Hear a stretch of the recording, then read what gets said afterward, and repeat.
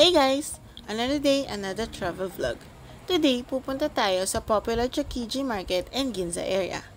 Since 5 minutes away lang yung hotel natin sa JR Major Station, naglakad na lang tayo papunta sa station. Another advantage kapag malapit yung hotel nyo sa any train station.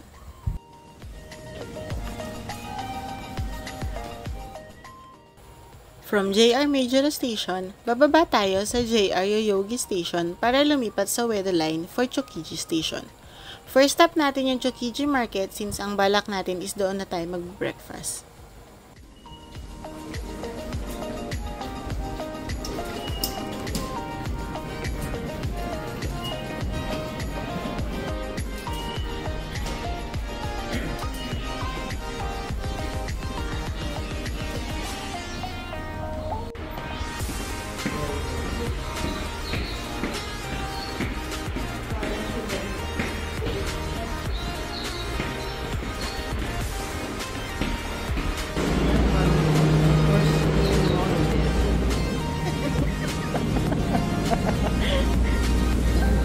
Pakawalang haya ni Kuya.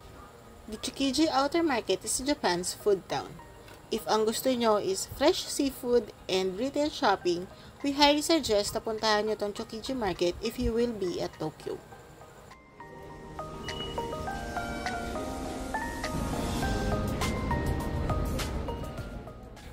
And welcome to Chokiji Market. From Chokiji Station, paglabas sa exit, sa kanan lang yung Chokiji Market. It's a 5-minute walk from the Chokiji Station. And since it's a Sunday morning, kakaunti pa lang yung open na shops.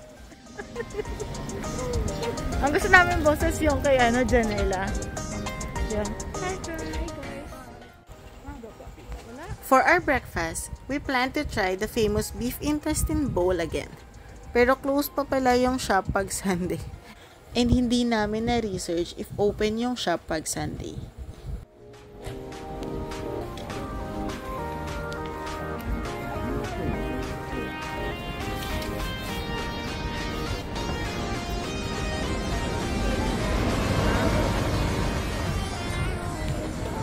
Kitsuneya, B.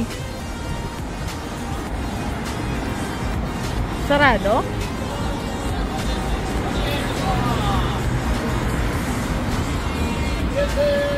Wala, dulo na to, B.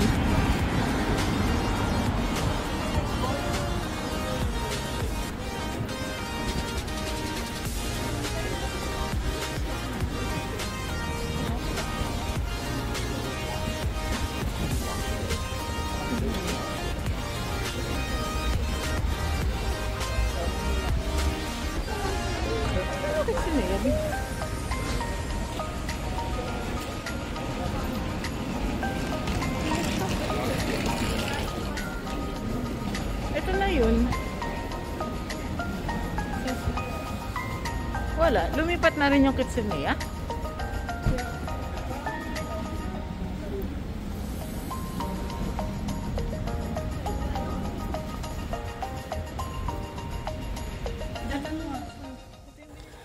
We also checked the Chokiji food court since gusto namin din siyang matry. Pero epic fail kasi sarado din pala yung food court kahit na open dapat siya based dun sa signages.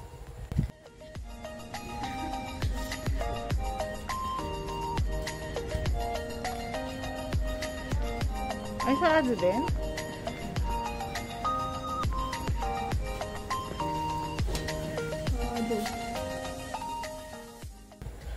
Since sarado yung shops na balak namin kainan, we decided to walk around na lang and check kung meron pa kaming makakainan. Nadaanan din pala namin tong matcha shop na na-discover namin last time.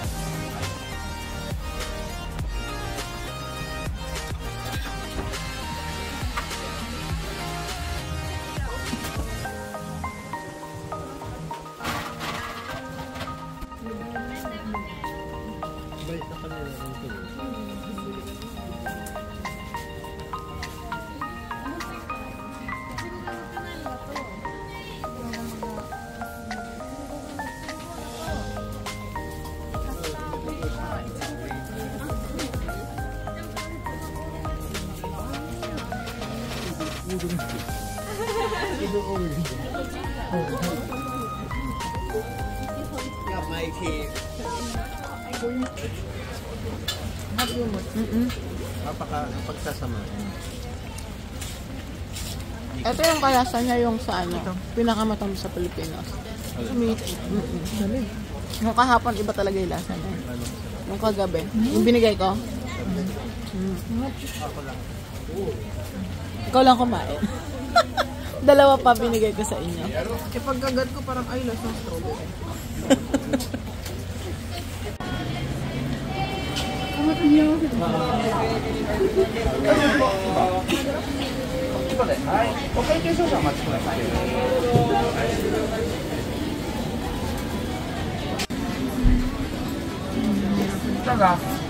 Tuna.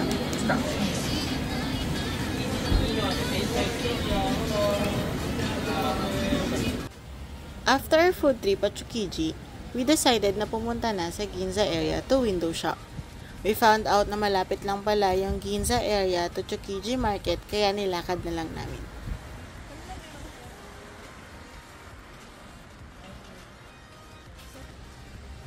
So you see,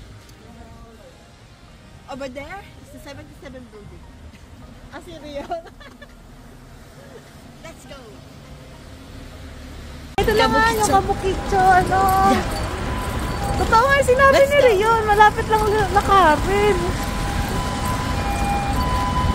Yun nasa kanan nila. Yan yung kabuk, ano daw, yung mga ano, Yung Kabukicho? Kabukicho ba yun? Yung ano, theater nila ng old theater.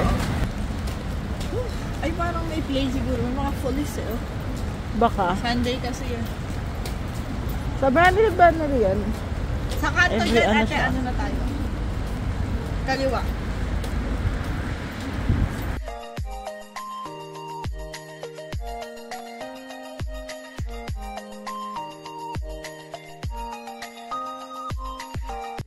Ay, si Johan ko! Ay, oh, sa Vanilla? Yung Vanilla? Oo. Jonghan ba yun? Johan. Sino yun? Sabitin! Ah, siya ba yun? Lelabo ato. Ate, Lebabo.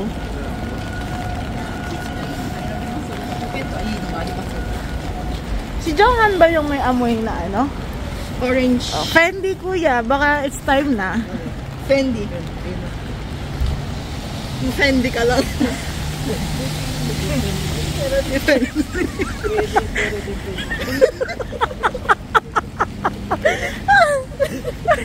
Nasingitan mo pa yun. Mataba, mataba. Mataba ang utak. Mataba. In fairness, mahusay. Mahusay itong bata niya. Nakapag-review. Prepared. Ito yung G sa kabila. Ito na sa kabila.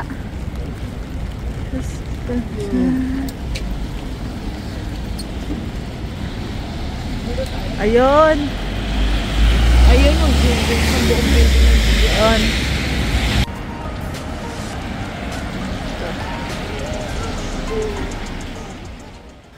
Yung Ginza area nga pala is also a popular destination for shopaholics. Dito din makikita yung Seiko House Ginza Clock Tower na one of the Instagrammable spot here in Tokyo.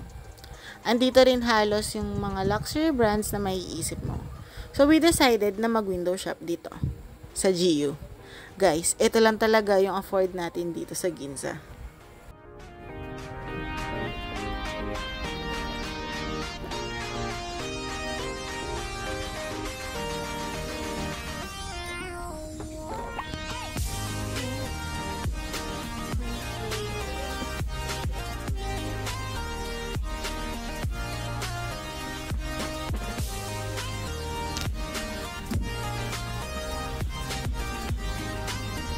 Ano?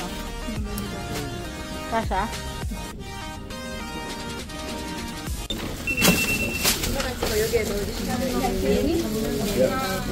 Galing. Tangin na lalagay mo lang dito yung... Can I take it? Sorry? Oh, yeah, you can take it. Thank you.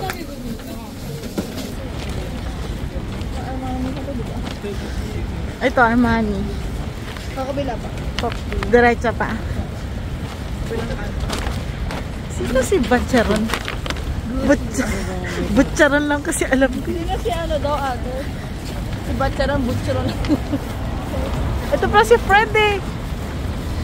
Ay, si Paul Smith oh. Si Paul Smith. Hindi, Fred lang siya kuya. Wala siyang apelido.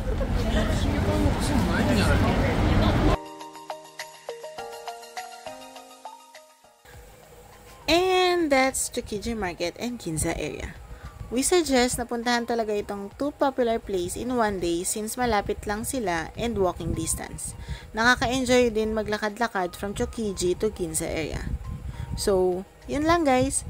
Don't forget to share, like, and subscribe. Bye!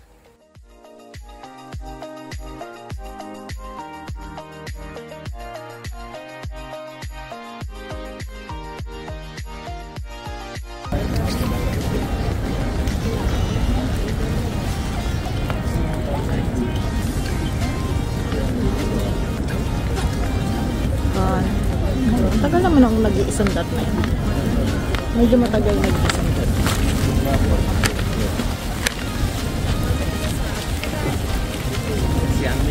Ay, sinabayan tayo.